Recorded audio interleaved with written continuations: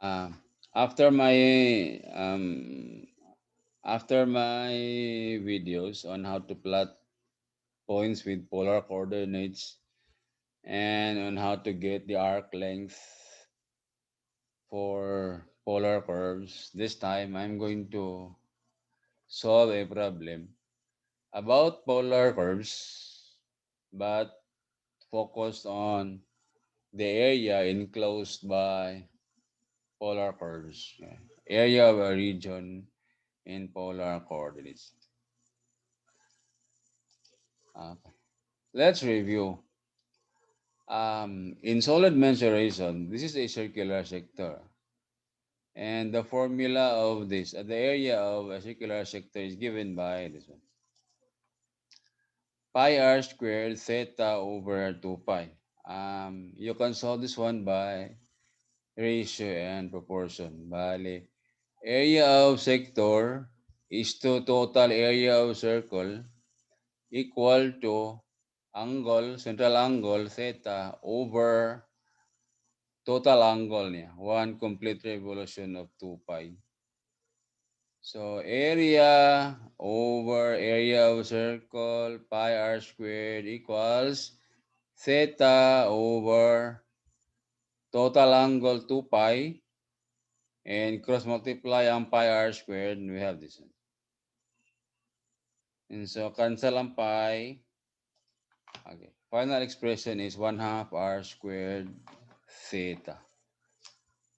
Now, if you have polar curves, this one, polar curve, and you want to get the area enclosed from theta equal to A to theta equal to B, ang strip na to is sector.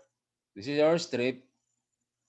So, the area of this is dA. Di ba? dA lang. dA.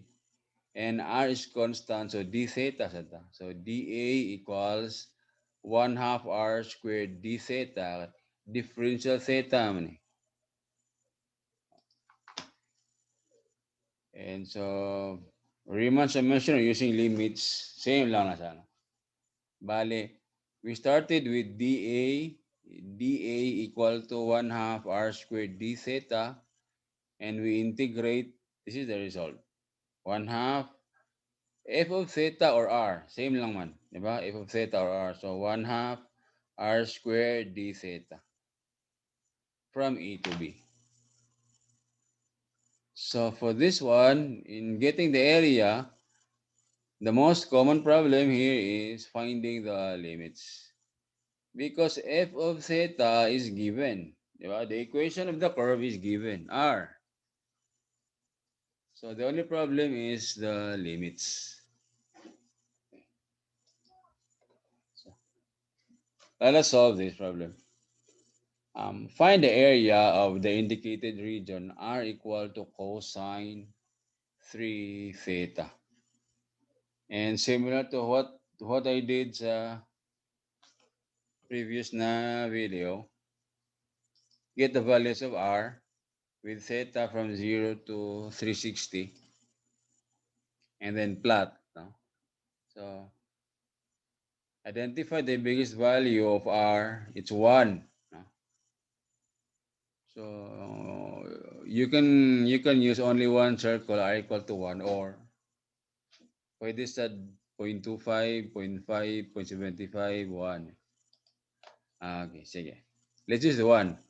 0.25 r equal to 0.5, 0.75, and 1. And then plot na to. When theta equals 0, r equals 1 here. 15.7, 0.75, no? So somewhere here, 0.5 to 0.75.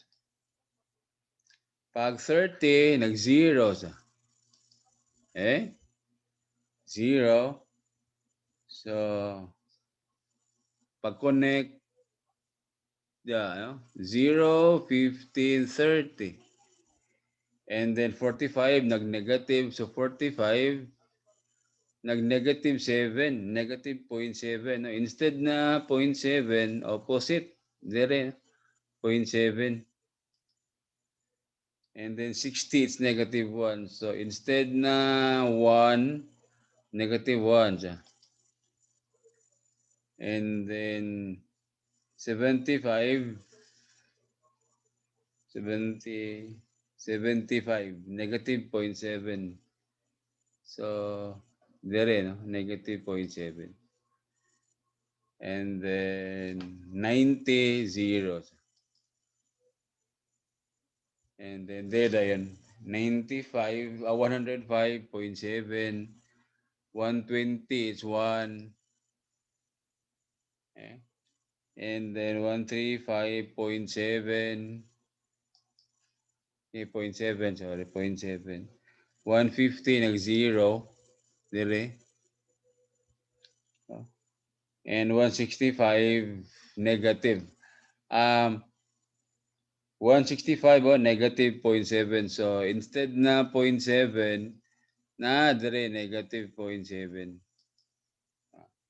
And then 180 negative 1. Negative 1 ha. Dire siya dyan. 181. So kung i-plot mo, dire na siya 0, 15, 30, 45, 60, 75, 90, 105, 120, 135, 150, 150, 0, and then 165, 180. Nag-close na. Eh? Kana 0, again, 0, 15, 30, 45, 60, 75, 90, 105, 120, 135, 150, 165, 180. The rest are repetition. Ah, okay, let's see. 195 is negative 0.7. This is 195. Negative 0.7 man. So this is the point. Negative man. 120 nag-0. So, sorry, 210. 210 nag-0. 225. 225. This one. 225.7. You have this one. 240, you have 1. Okay, this one. 240, you have 1. 255.7. This one. 270, 0.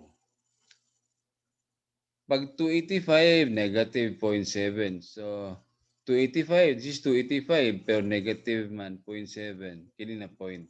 Ba? Okay, so maoran ni siya. Now, how do we get the area enclosed by this curve? Now, our focus is this one. You can get the area of one leaf, 3-leaf rows nisa.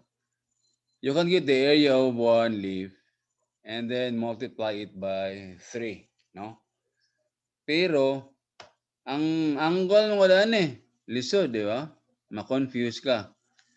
Mas easier kung kini na area you may consider. And then you just multiply it by 6. 1, 2, 3, 4, 5, 6. Para for this area, ang limit ito sa theta will be from 0 to 30 or pi over 6. Kaya nag-0 man siya sa 30. Oh. Pi over 6. So 0, 15, 30. So from 0 to 30, kanilang area itong makuha. And then we'll just multiply it by 6. Okay. Kaya dili man ni continuous. Di man siya continuous. Kaya 0, 15, 30. This is 165. And this is 180. So, ma-confuse ka. Okay? So, pwede na po, dire. Kana, and then times 6 gihapon. Same lang. So we will use the limit 0 to pi over 6 for this area and then times 6 lang. So this is the formula and our r is cosine 3 theta. So kana 1 half r squared cosine squared 3 theta nya times 6 na to. Limit 0 to 30 degrees or pi over 6. So makancel ang 6 and 2. Uh, and then replace natin siya identity. No? Cosine squared theta 1 plus cosine. Take note, oh, pag 3 theta, nag 3 theta man. So times 3 sa siya. Mahimo na siyang 6 theta. Okay, 3 theta naman eh. So 6 na. Okay. So 6 over 2, you have 3. You replace cosine squared by this one. Pero 6 theta. And then distribute. Okay, gawas na to ang 1. Put 2 sa dire. 3 halves na. And then this one. Okay, let's separate integral of d theta plus this one. This is very simple. For this one, we'll use u substitution. Let u equal to 6 theta du 6 d theta. And if you want to change the limits from theta to u, you can do it. Like when theta is 0, theta is also equal to 0. But when u is equal to 0. But when theta is pi over 6, u is equal to pi. Okay, this is the result. U 0 to pi na, u naman ka. D theta is du over 6. And simplify. Substitute 3 halves over 6, it's 1/4. Integral of cosine is positive sign. Okay. From 0 to pi. So 3 halves times pi over 6, that's pi over 4, plus 1/4 sine upper limit minus sine lower limit.